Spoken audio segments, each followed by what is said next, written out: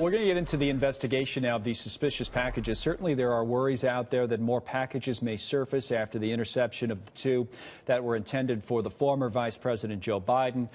The one to Robert De Niro, the actor, that was discovered overnight as well. And then we have a couple of new headlines that are coming out of the Reuters news service at this hour, and kind of interesting, and this will prompt our discussion. First of all, investigators now are said to believe that all of the packages, all of the suspicious packages that were sent went through the United States Postal Service. Okay, so that's the first thing. It went through the Postal Service. And the second thing is they're really focused on the state of Florida. This is coming through the Reuters newswire, citing a federal law enforcement source. So the focus is on Florida. Remember those reports of Debbie Wasserman Schultz, the congresswoman, being a return address on either most or possibly all of these packages. Former DOJ attorney John Yoo joins us. Former Secret Service agent Charles Marino does as well. Charles, what do you make of that?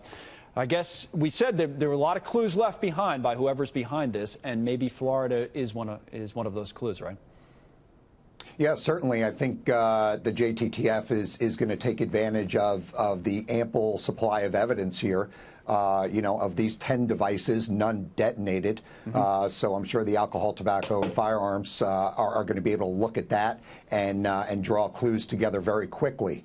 Also, what I would say is that, we've got time here now. We know what these packages look like. Now let's make sure in the very near term that there's no more packages that get through and risk getting to their destination.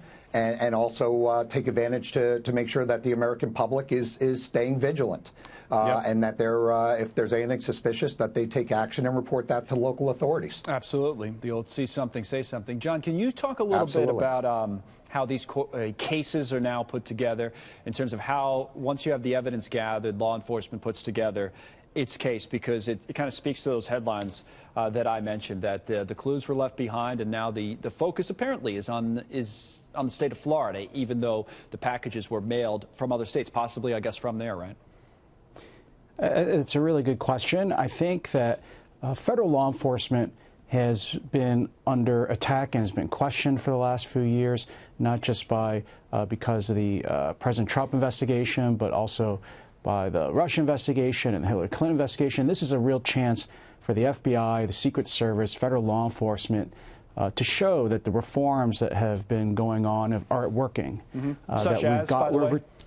I'm sorry? Such as, when you say reforms? Oh, so getting rid of politicized managers and supervisors, trying to refocus the FBI on its core mission of protecting the country, enforcing federal law, and this is a perfect opportunity for them to do that. So what's going to happen here is you have a series of federal laws that have been potentially violated, using the mails to try to kill people, trying to attack former and current politicians and national leaders. As you said, there's going to be a lot of forensic evidence. As Mr. Marino said, there's going to be a lot of clues hidden here. This is a real chance for federal law enforcement to work with Justice Department prosecutors and show that they can really perform their core function, their core mission, which is law enforcement, rather than getting wrapped up in politics as they have been for the last 2 years. You want to be careful, obviously, to John's point there, Charles, to make sure you get this right. And maybe there is a larger point to be made in how we investigate this. However, is this the type of investigation, from what you've heard so far, that could be and maybe even should be wrapped up relatively quickly, that there were a lot of clues left behind? I don't know enough about it to say that maybe this person was a little amateurish in the approach. Maybe that's going a little bit too far. But the idea that enough forensics and enough evidence was left behind that the authorities can move pretty quickly, do you think, on this?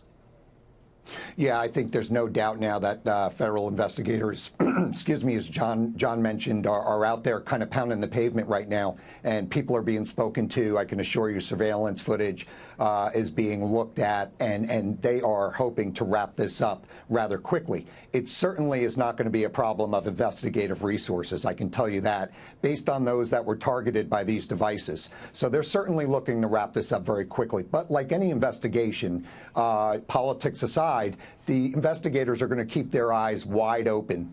Yes, politics, the political possible leanings of one may come into play, but it is certainly not going to be the focus of the investigation. And these men and women, these professionals, know that to do so would be actually a detriment to the investigation. So they're going to go in with eyes wide open. They're going to follow the facts and the evidence where it takes them. And then what you're going to see in typical fashion is you're going to see this net start to tighten on this person or this group. And for a number of reasons, let's hope it happens quickly. But as I said earlier, for the very simplest reason of all, if there are more packages out there and we haven't caught the person, let's hope that they can move quickly. Thanks to both of you, Charles and John. Good analysis today. For what it's worth, we do appreciate that.